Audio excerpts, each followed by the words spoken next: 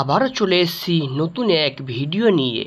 Marble অথবা tiles দিয়ে আমরা এই রাঙ্গুলিগুলি কিভাবে বানাই, আজকের আমি আপনাদেরকে সেই ভিডিওটি দেখাবো। খুব সহজে আপনারাও চেষ্টা করলে মার্বেল অথবা টাইলস দিয়ে এই ধরনের রাঙ্গুলিগুলি বানাতে পারবেন।